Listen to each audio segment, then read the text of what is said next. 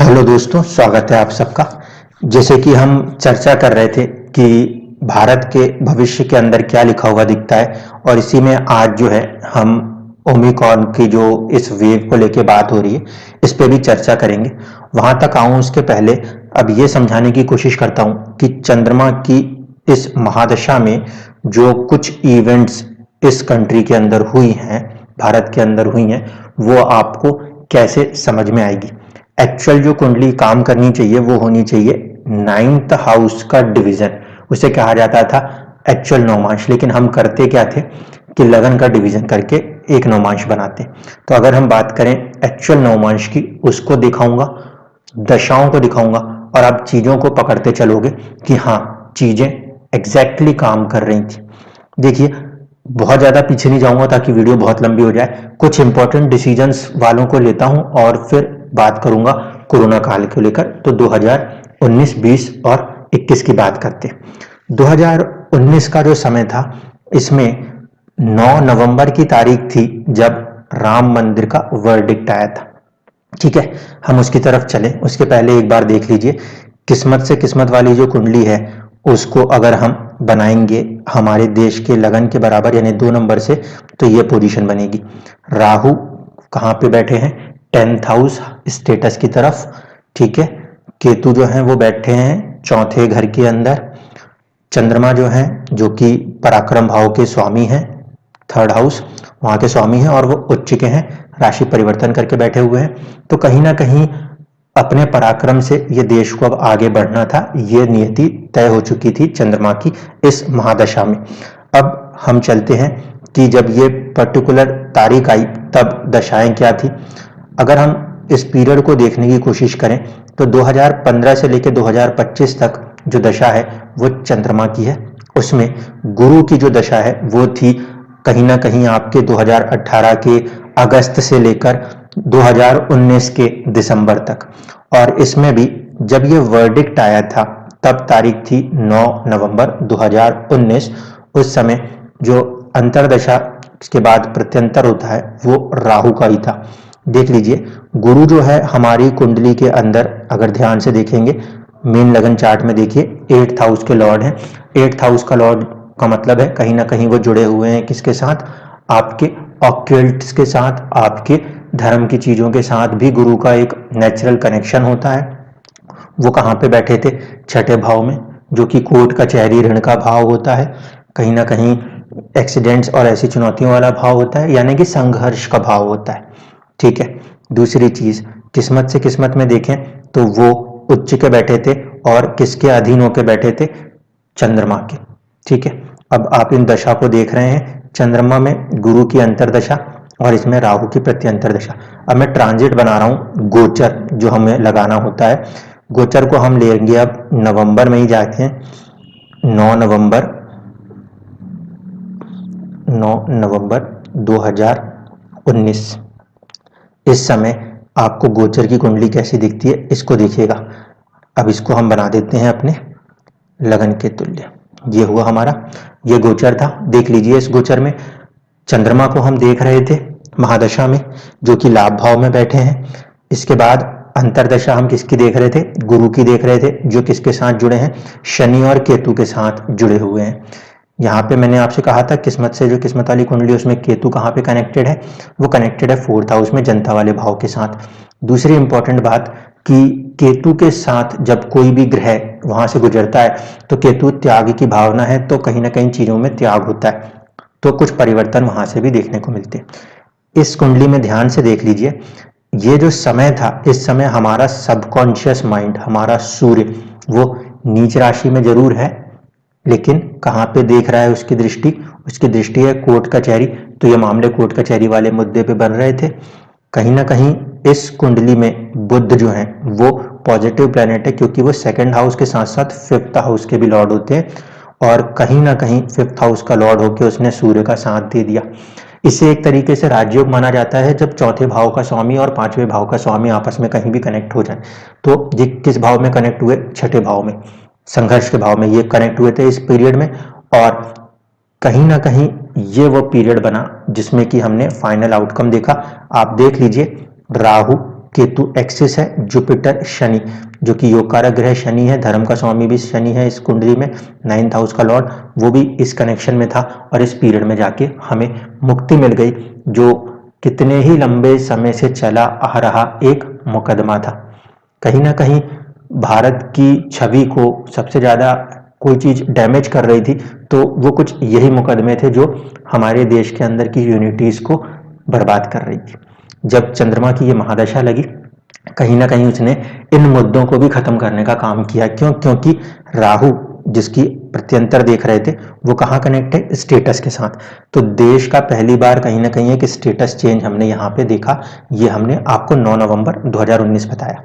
अगली important date इसी में अगर देखें तो वो है 11 दिसंबर 2019। यहाँ पे जो है पास हुआ था आपका बिल, जो CAA यानी कि सिटीजन अमेंडमेंट एक्ट वाला बिल था, और वो आगे प्रॉब्लम बना। इसको देखने की कोशिश करते हैं। इस तारीख का जब ट्रांजिट देखेंगे तो इस तारीख के ट्रांजिट में देखिए चंद्रमा उच्च के हुए हैं, ठीक है, और यानी कि पराक्रम पूरा आया है सरकार के पास, और सूर्य जो कि कहीं ना कहीं गवर्नमेंट का रिप्रेजेंटेटिव होता है वो 7th हाउस में आया है। 7th हाउस में सूर्य आया और कनेक्ट किसके साथ हुआ है? चंद्रमा को दृष्टि में आया है। ये पीरियड भी ऐसा था जहां पे 7th हाउस को समझिए पार्टनरशिप होती है, तो हमने विदेशों से, जो कि हमने उस अमेंडमेंट में कहीं ना कहीं बाहर रह रहे भारतीयों की बात की, तो दूसरे देशों की भी बात उसमें हुई। तो ये फॉरेन अफेयर से जुड़े हुए चीज जो है यहाँ पे हमने कनेक्ट होते हुए देखे। इस पीरियड में भी आप देखेंगे गुरु शनि और ये सब एक साथ फॉर्म है। दशाओं पे अगर मैं आ जाऊं तो अभी भी दशाओं में कोई बड़ा बदलाव नहीं था, चंद्रमा की ही दशा चल रही थी, चंद्रमा में गुरु की ही दशा चल रही थी, और गुरु के अंदर हम आखिरी पीरियड में राहु को ही देख रहे थे। तो यहाँ तक की जो पिक्चर है वो बिल्कुल क्लियर आपको समझ में आती है। अब हम चलते हैं अगला स्टेज जहां से हमारे को बीमारी की बात करनी है। बीमारी की बात होने इसके वक्त आ गया था आपका शनि, ठीक है। दिसंबर 2019 का समय था, गवर्नमेंट को इनपुट्स आ चुके थे कि कहीं ना कहीं एक कोरोना जैसी बीमारी फैल रही है, सरकार सतर्क हो गई। पहली इंपॉर्टेंट बात जो आपको ध्यान रखनी है वो ये कि भारत की कुंडली में शनि जो है वो मिक्स्ड रोल निभाएगा। वो इसलिए क्योंकि लगन कुंडली से जो शनि है वो योग कारक ग्रह है, लेकिन जहां पे हमारी भारत की जो एक्चुअल कुंडली है उसमें चंद्रमा और सूर्य जहां बैठे हैं वहां से अगर हम कुंडली बना दें, ध्यान से देखिएगा, ये इंपॉर्टेंट चीज है जो कि समझाने की कोशिश कर रहा हूं। यहां से अगर कुंडली बनती है जो चंद्रमा और सूर्य जहां बैठे हैं, तो शनि एक तो 8th हाउस ट्रांसफॉर्मेशन का प्लेनेट होगा, और 7th हाउस 7वां घर जो है और दूसरा घर ये मारक भाव होते हैं। उसके साथ साथ शनि क्योंकि एक क्रूर ग्रह माना जाता है, इस कारण से भी इसमें ज्यादा प्रवृत्ति है कि अगर इसकी दशा चल जाए तो बहुत हैवी डिस्ट्रक्शंस या हमारे हॉस्पिटल्स के ऊपर लोड्स बढ़ सकता है। क्योंकि किसी भी कुंडली में, आम इंसान की कुंडली में भी जब महादशाएं दूसरी 7वीं या 12वीं चल रही हों और प्लेनेट भी क्रूर नेचर के हों तो बहुत ज़्यादा हमें सतर्क रहना होता है। इसलिए ये चीज़ यहाँ पे समझा रहा हूँ। अब जिस समय ये गोचर हो रहा था, यानी कि शनि का जब हम गोचर देख रहे हैं, अगर उस ट्रांजिट को आप ध्यान से देखोगे तो आपको एक चीज समझ में आएगी कि गोचर में शनि इस 7th हाउस से कनेक्ट है, कहां से? चंद्रमा और सूर्य से। आत्मा और मन से जो शनि है वो 7th हाउस में ही कनेक्ट होकर अपनी दशा अंतरदशा को चला रहे हैं। विष्णुत्तरी दशा में एक इंपॉर्टेंट बात यह है कि इसको हम चंद्रमा से देखते हैं, क्योंकि इसका जो कैलकुलेशन है ये चंद्र नक्षत्र से हो रहा होता है, इसलिए ये फैक्टर जो है जो समझा रहा हूं ये इंपॉर्टेंट है, ठीक है।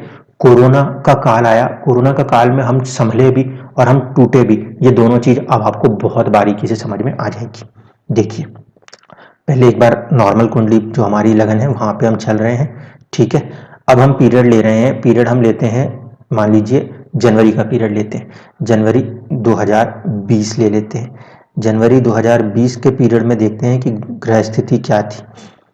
Show the transits and this is the position. देखिए ध्यान से, अगर मैं यहाँ से इस लगन कुंडली को बनाऊं तो ये परिस्थिति जनवरी की थी।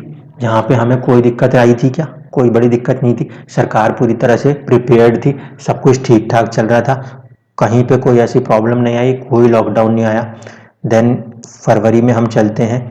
देखिए फरवरी के अंदर जो चीज़ें आई, इसमें आते आते तक भी हम पूरी तरीके से सतर्क थे, ठीक है, यहाँ पे भी हमें कोई दिक्कत नहीं आई। मार्च में हम आते हैं, मार्च में आके हम लॉकडाउन की तरफ बढ़ रहे थे। यहाँ से हमारा इम्पोर्टेंट रोल शुरू होगा एनालिसिस का। ये हम आ गए मार्च में, ठीक है। अभी भी ये जो मार्च की परिस्थिति थी, जहाँ पे सरकार पूरी तरीके से चौकन्नी थी, चीज़ें ठीक ठाक चल रही थी, कहीं कोई परेशानी नहीं थी। 25 मार्च के बाद जाके इस देश ने लॉकडाउन लगाया। अब यहाँ से समझ लीजिए कि ये फैसले कैसे क्यों हो रहे थे। हमारे लिए प्राइम इम्पोर्टेंट प्लेनेट क्या है? हमारा सूर्य, क्योंकि कहीं ना कहीं वो हमारा सबकॉन्शियस लॉर्ड है, मिड पॉइंट लॉर्ड है। वो 10th हाउस में आता है, दिशा बली होता है। मार्च का ये जो महीना है, इसी में जैसे ही 15 मार्च क्रॉस होगा, यानी कि हम 25 मार्च तक आएंगे, तो क्या सिचुएशन है आप इसको समझ लीजिए एक बार। देखिए 25 मार्च के अंदर अगर हम बनाने जाएं तो ये सूर्य आगे आ जाता है, लाभ भाव में आ जाता है। जहां पे मैंने आपको जो पुराना D9 कैलकुलेशन था वहां पे दिखाया था कि यहाँ पे हमारे एक जन्म के समय का सूर्य मौजूद रहा है, ठीक है। तो उस समय के सूर्य के ऊपर से ये गोचर जो है, सरकार को उसने सतर्क कर दिया और उसने समय रहते एक लॉकडाउन को इम्पोज कर दिया। मोस्ट इंपॉर्टेंट फैक्टर जो यहाँ पे ध्यान रखना है वो क्या है, समझ लीजिए। एक तो ये कि जो हमारा मंगल था, जो हमारा सबसे ज्यादा स्ट्रॉन्गेस्ट प्लेनेट था, वो उच्च का हो चुका था। सरकार फुल अपने दम पर आ गई थी कि हाँ इम्पोज करना है तो करना है, इकोनॉमी जो भी होगा देखा जाएगा, क्योंकि मंगल संघर्ष का ग्रह है, वो परिस्थितियों से लड़ना ही जानता है, सैनिक है वो। इसलिए देश ये स्ट्रांग फैसला ले रहा था, क्योंकि यहाँ पे मंगल उच्च का हो रहा था और दिशा बल की तरफ बढ़ रहा था। सबसे इंपॉर्टेंट क्रूशियल पॉइंट जो मैं आपको बताना चाहूंगा वो ये कि जो गुरु है वो अष्टम भाव का स्वामी है, वो सबकॉन्शियस माइंड है। हमारा गुरु, हमारा 8वें का स्वामी 8वें में बैठा था। इसीलिए जब फर्स्ट वेव आई थी तो हमारा देश बहुत कॉमन सेंस से काम कर रहा था। ये सबसे इंपॉर्टेंट बात कह रहा हूं मैं। जब फर्स्ट वेव आई थी तब हमारा देश बहुत ही कॉमन सेंस के साथ काम कर रहा था, कहीं कोई दिक्कत नहीं थी, सब कुछ चीजें नॉर्मल अच्छे से चल रही थी। यहाँ तक की परिस्थिति को आप देख रहे हो, सूर्य लाभ भाव में था, हम कहीं ना कहीं अपने आप को सिक्योर रखे हुए थे। इसके आगे के पीरियड्स को भी हम देखने की कोशिश करते हैं, तो हम मान लीजिए मार्च के बाद अप्रैल में चलते हैं। अब मैं दो सिचुएशनों को आगे जाके कंपेयर कराऊंगा, इसलिए थोड़ा सा सतर्क हो जाइए। देखिए गुरु जो है अप्रैल 2020 में आगे तो बढ़ा, लेकिन उच्च के मंगल के साथ कनेक्ट रहा और इस पीरियड को भी हम लोगों ने अपने घरों के अंदर रह के निकाल दिया। जो मैं आपसे कहता हूं सबकॉन्शियस माइंड, देख लीजिए सूर्य वो 12वें घर में है। देश परेशान था कि किसी को कोरोना हो ना जाए, उसने अपने आप को लॉकडाउन लगाया था। मैं हमेशा कहता हूं ना कि जब कभी भी आपका लग्नेश कनेक्ट हो 12वें से तो मानसिक परेशानी देता है। देश का ये यहाँ पे कनेक्ट था, मानसिक परेशानियां थी। क्या ये वो पीरियड नहीं था जब हमने पलायनों को देखा था? क्या ये मानसिक परेशानियां नहीं थी?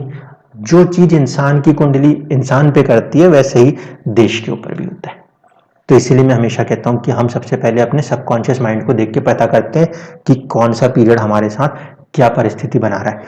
ये चीजें हमें सपोर्ट कर रही थी, हमारा कॉमन सेंस नीच का हो रहा था, किस तरीके से उस टाइम मूवमेंट्स हो रही थी, ट्रेनें नहीं मिलने के बावजूद भी भीड़ लग रही थी। ये कॉमन सेंस वाला जो प्लेनेट है ये इम्पैक्ट कर रहा था, लेकिन ये मंगल इसको संभाले हुआ था। ये परिस्थितियों को हम जितना संभाल सकते थे हम उसको संभाल के निकल रहे थे। अब ये चीज कहाँ से आके खराब होनी शुरू होती है इसको भी देखते हैं। देखिए एक समय आगे आया जो कि एक क्रूशियल फैक्टर बनने की तैयारी कर रहा था। वो जो समय था वो था 9 अगस्त 2020।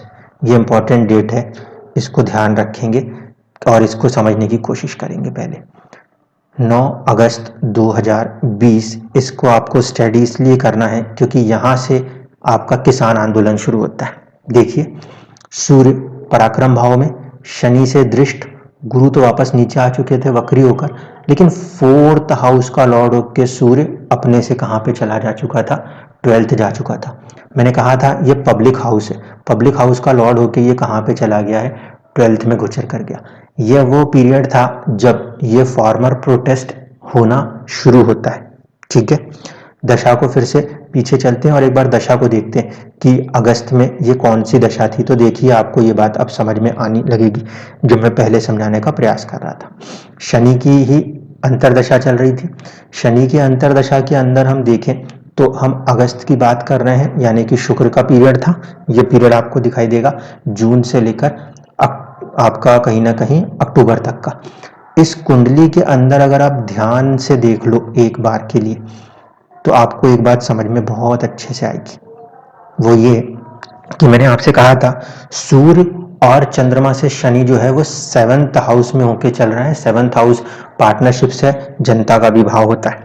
कहीं ना कहीं ये जो पीरियड था इसके अंदर ये आक्रोश बढ़ा, क्योंकि शनि एक क्रूर ग्रह है और इस पीरियड के अंदर आपने देखा कि कहीं ना कहीं एक ज्यादा बड़े मूवमेंट को उसने तैयारी करना शुरू किया। ठीक है, ये पीरियड ऊपर दिखने में नहीं आया, लेकिन ये अंदर अंदर से तैयार हो रहा था। इस पीरियड को समझ लीजिए। 3rd हाउस का लॉर्ड है जो कि बदलाव की बात करता था, वहां पे सूर्य का फॉर्मेशन नजर आ रहा था पहले। दूसरी चीज ये थी कि आपका जो शनि है 7th हाउस का लॉर्ड और 8th हाउस ट्रांसफॉर्मेशन का लॉर्ड हो रहा था चंद्र और सूर्य कुंडली से, यानी कि लगन कुंडली से भी ट्रांसफॉर्मेशन, फिर आपकी चंद्र कुंडली से भी ट्रांसफॉर्मेशन। ठीक है, और इसके बाद इसको सपोर्ट कौन कर रहा था? 6th हाउस का लॉर्ड, यानी कि शत्रु भाव का स्वामी भी है शुक्र, यहाँ पर वो सपोर्ट कर रहा था। तो कहीं ना कहीं ये जो चीज है ये राइज होना शुरू हो रही थी, अंदर अंदर ये राइज हो रही थी। ये हमारे को कब ऊपर नजर आई? हमें ये चीज ऊपर नजर आती है जब ये आंदोलन कहीं ना कहीं दिल्ली में जाके होना शुरू होता है। और सबसे जो क्रूशियल डेट रही भारत के इतिहास की वो रही 26 जनवरी 2021। देखिए इस तारीख को, और फिर यहाँ से हम एनालिसिस को करके समझते हैं कि जो कुछ हो रहा था वो कैसे हो रहा था। ये देख लीजिए इस चार्ट में राहु केतु यहाँ पे एक्सिस में फॉर्म हो चुके थे। ठीक है, राहु केतु यहाँ एक्सिस में फॉर्म हो चुकने का मतलब था Rahu is just a planet of cheats, धोखा, ठीक है, माया, मैजिक्स। तो जब ये लगन के ऊपर आया तो कहीं ना कहीं एक गलत इंफॉर्मेशन, गलत मैसेजेस, गलत कम्युनिकेशंस होने तैयार हो चुके थे, जो कि पूरी तरीके से इस देश के, क्योंकि ये कुंडली में 1st हाउस से लगन है, वहां पे इंपैक्ट करना शुरू कर रहे थे। इस पीरियड के अंदर देख लीजिए ध्यान से, गुरु नीच का, शनि की राशि में बैठा और सूर्य, हमारा सबकॉन्शियस माइंड भी वहीं पे फंसा हुआ। ये वो परिस्थिति थी जहां पे नीच के गुरु के कारण, और नीच का गुरु इंपैक्ट किस पे करेगा? भाव पे भी करेगा और भावेश पे भी कर गया। ये वो पीरियड रहा जिसमें कि जनता को इतनी भी समझ नहीं आई कि उसने सबसे इंपॉर्टेंट दिन हमारे जो लाल किला है उसको भी बदनाम करने का प्रयास कर दिया। क्यों हो रहा था ये? अब इसको दशा के अंदर आके देखने की कोशिश करेंगे। अगर आप ध्यान से देखोगे तो ये जो पीरियड बनेगा ये शनि का ही पीरियड है, और शनि मैंने आपसे कहा था क्रूर ग्रहों में आना जाता है। और कहीं ना कहीं ये जो पीरियड बना, इस पीरियड में एक्चुअल पावर लेने वाला ग्रह कौन था? सो देखिए वो था राहु।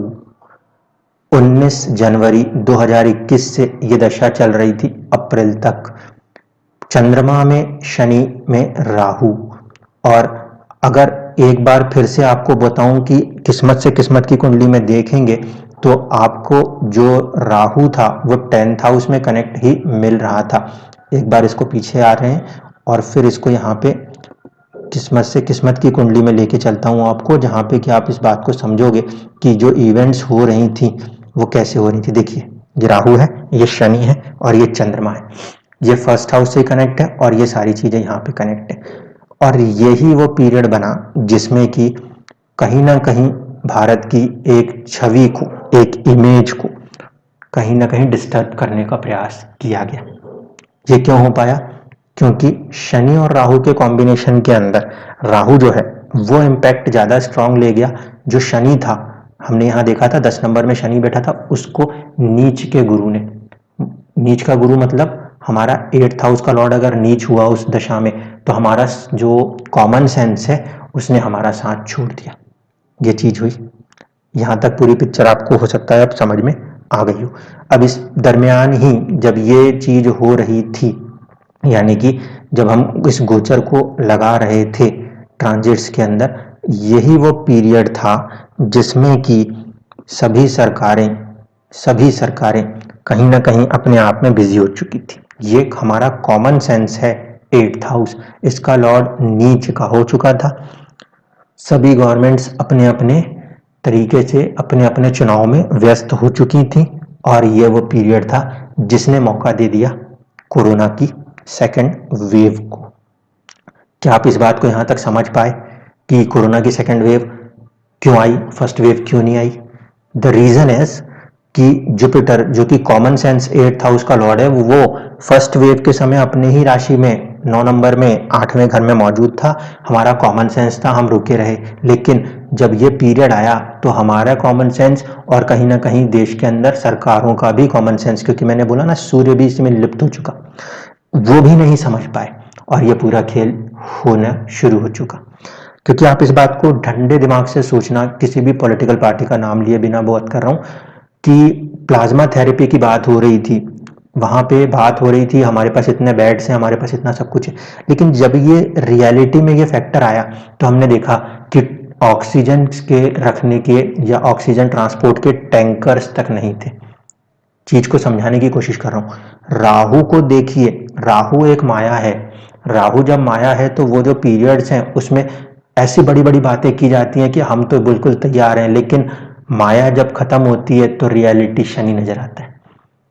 दूसरी इंपॉर्टेंट बात, second wave of corona Bharat को सबसे इंपॉर्टेंट लेसन देके जा रही थी। अगर आप ऑब्जर्व कर रहे थे जिंदगी को, कुंडली को थोड़ा सा हटा के बात कर रहा हूं, तो आप एक बात को समझिए, दिल्ली और आसपास के एरिया के अंदर पॉल्यूशन का लेवल इतना ज्यादा है कि उनके लंग्स इतने खराब है कि कोरोना तो क्या, छोटी सी कोई चीज भी होगी तो उनके लिए बहुत चुनौती होगी। ये वो फैक्टर है जो कि इस समय नेचर कह रहा है कि पॉल्यूशन को खत्म करो, नहीं तो दिल्ली के अंदर जो लोग जन्म ले रहे हैं उनके फेफड़ों की हालत इतने कमजोर है कि वहां पे ऑक्सीजन को एक्स्ट्रा पंप करना पड़ रहा है। जिस बात को समझिएगा, ये एक इंपॉर्टेंट फैक्टर है कि इतनी बड़ी बड़ी त्रासदियां जो होती हैं ये कोई ना कोई लेसन देके जाती हैं। तो सेकेंड वेव ऑफ कोरोना को भारत की दृष्टि से अगर मैं देखूं तो मैं मानूंगा ये हमारे को एक इंडिकेशन है कि पॉल्यूशंस को हमारे बड़े शहरों से खत्म कीजिए। दूसरा इंडिकेशन था कि पलायन हो रहा था, यानी कि हमारे बड़े शहर जो हैं उनके बजाय अब हमें छोटे शहरों का राइज करना होगा। ये भारत की जो तरक्की है, क्योंकि उच्च का चंद्रमा के पीरियड में ये कुछ हो रहा था, यानी हम अपनी कमजोरियों को पकड़ेंगे और उस पर काम करेंगे तो भारत राइज करेगा। ये पोजीशन यहाँ पे हमें दिखा रही थी। इतनी बात पूरी होती है। अब आपसे बात करता हूँ आने वाली जो पीरियड है आपका ओमिक्रॉन को लेकर। इसमें एक चीज और देख लीजिए, जो मैंने आपसे कहा जो मुझे अभी मदद करेगा समझाने में, वो ये कि जब आपका चंद्र लगन या सूर्य लगन का जो कुंडली बन रही है 4 नंबर से, वहां से शनि कहाँ बैठे हुए थे, वो 7th में बैठे थे, दशा के अंदर चल रहे थे। जब कभी भी किसी भी कुंडली में चंद्र कुंडली से, सूर्य कुंडली से या लगन कुंडली से 2, 7 या 12 की दशा चलती हो और ग्रह क्रूर नेचर का होता हो तो सतर्क रहने की बात होती है, क्योंकि ये वो पीरियड होता है जब इंसान हॉस्पिटलाइज हो सकता है। तो शनि क्योंकि क्रूर ग्रह था, गोचर उसका जो था वो सप्तम भाव से हो रहा था, चंद्रमा और सूर्य के राशियों से देखें तो, इस कारण से कहीं ना कहीं ये पीरियड स्ट्रॉन्ग इंडिकेशन देता था कि हॉस्पिटल्स की तरफ भारत की जनता मूव करेगी। और इसके एन फैक्टर्स होते हैं, मैं ये नहीं बोलूंगा कि सिर्फ एक कोविड ही है, there can be an number of factors जो कि ऐसे काम करा सकते हैं। भूकंप भी हो सकते हैं, लैंडस्लाइड्स भी हो सकते हैं, कोई ऐसी आपदा महामारी भी हो सकती है, तो कोई भी रीजन हो सकता है यहाँ पे ये काम हो रहा था।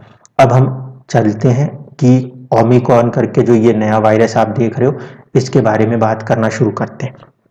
जब ये वायरस यहाँ पर आएगा, इस समय हमारे देश में जो दशा है वो अब बुध की तरफ जा चुकी है। बुध जो है हमारे देश की कुंडली में अगर हम ध्यान से देखेंगे तो वो एक योग कारक ग्रह ही है, जैसे कि शनि था।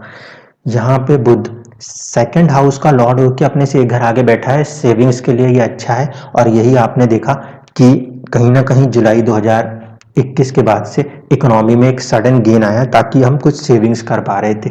पेट्रोल्स और उन पे हम खर्चे नहीं कर रहे थे, वो जो भी रीजंस थे एंड फैक्टर्स थे, उसके कारण हमारा जो है एक अच्छा खासा फॉरेन एक्सचेंज बनता हुआ बुध की दशा में हम देख रहे थे। अब इस समय जो परिस्थिति है ओमिक्रॉन को लेकर, इस बात को समझने के लिए थोड़ा सा इस पीरियड को देखते हैं, दिसंबर, जनवरी एंड फरवरी, और पॉलिटिकल स्ट्रक्चर को भी समझेंगे क्योंकि वो भी हमें हेल्प करेगा। देखिए, इस समय हम जो पोजीशन पे हैं आज की तारीख में, अगर मैं लगाऊं कि दिसंबर की कुंडली ले लेते हैं, मान लेते हैं 26 दिसंबर कर देते हैं 25 की जगह, तो क्या पोजीशन है इस समय?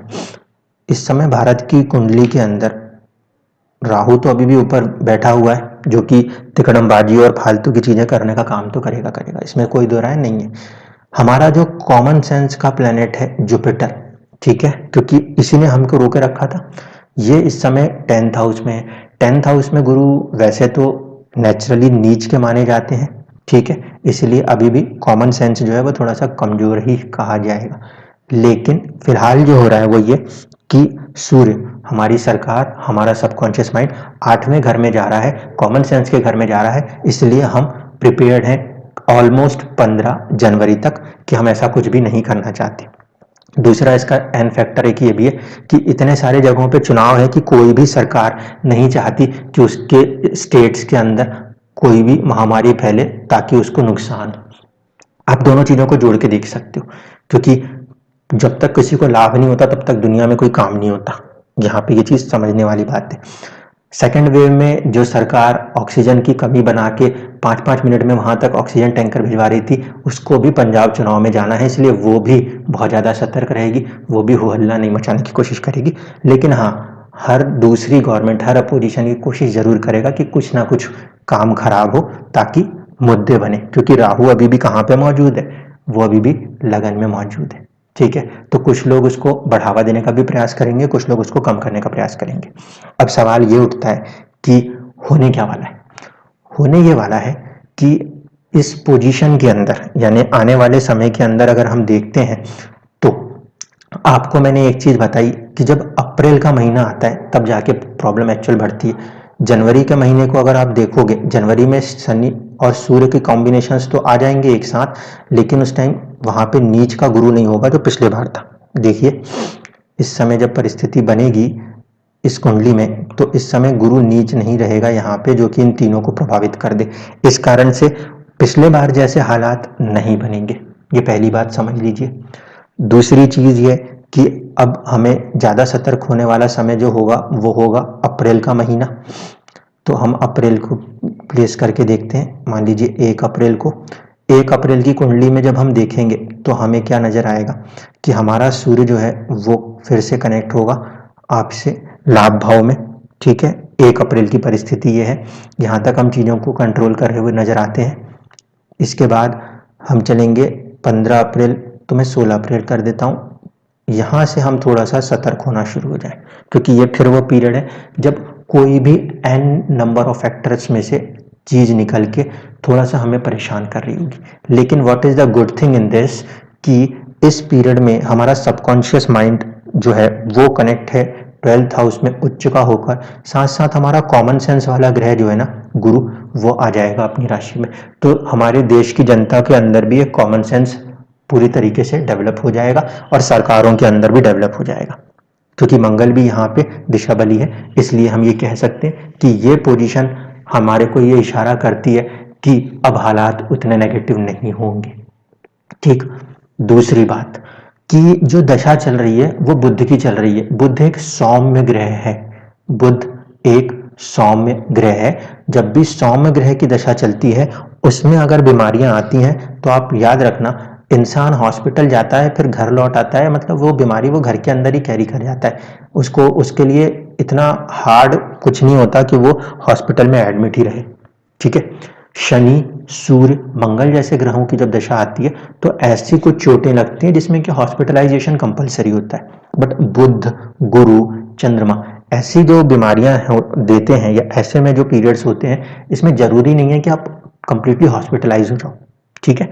इसीलिए जो दशा है उस दशा को अगर हम ध्यान से समझें तो बुध की जो अंतर दशा है वो जरूर हमारे लिए थोड़ा सा प्रॉब्लमेटिक होगी। रीजन इज कि वो सेकंड हाउस का लॉर्ड है, लेकिन बुध एक सौम्य ग्रह है, वो इतने सारे ग्रहों के साथ कनेक्टेड है, वहां पे हमें सतर्क होने की जरूरत है।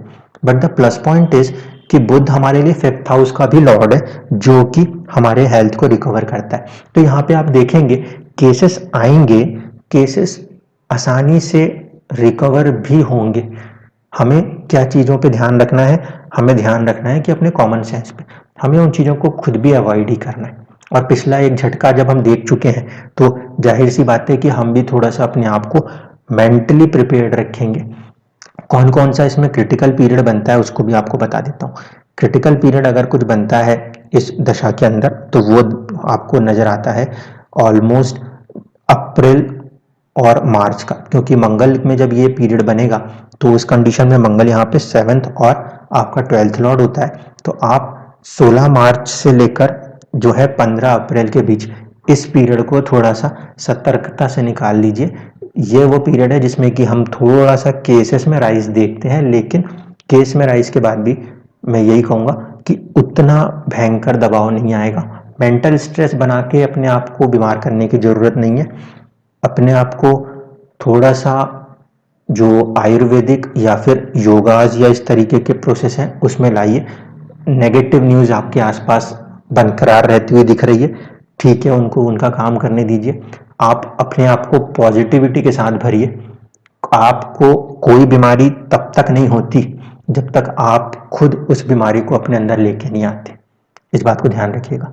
और जब आप एक बार नेगेटिव सोचते हो तो आपकी इम्यूनिटी काम करना बंद कर देती है। ये दूसरी प्रैक्टिकलिटी ऑफ द लाइफ है।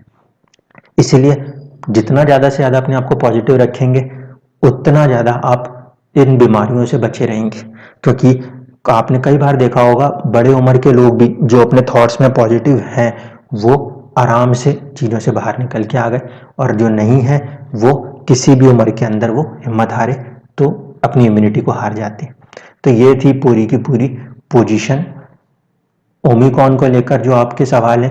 क्योंकि ओमिक्रॉन के अभी डायरेक्ट सिम्टम्स नहीं आए, जो सिम्टम्स वो दिखा रहा है वो या तो वीनस से गवर्न हो रहे हैं या फिर कुछ ऐसे गवर्न्स हो रहे हैं जो थकान की बात कर रहे हैं शनि से, बट एग्जैक्टली वो प्लेनेट अभी हाथ में नहीं है। बट भारत की कुंडली की तरफ से हम ये कह सकते हैं कि सेकेंड वेव जैसे कोई भी घातक हालात नहीं बनेंगे, सरकारें भी चुस्त दुरुस्त हैं, कुंडली भी इस समय सपोर्ट कर रही है। जब अप्रैल का वो पीरियड आएगा वहां से हम एक राइज की तरफ आएंगे।